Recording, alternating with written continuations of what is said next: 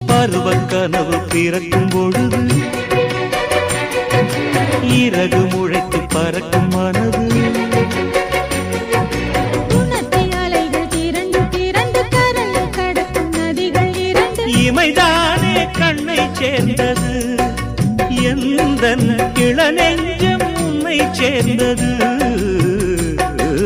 செம்பருத்தி செம்பருத்தி பூவை போல பெண்ணொருத்தி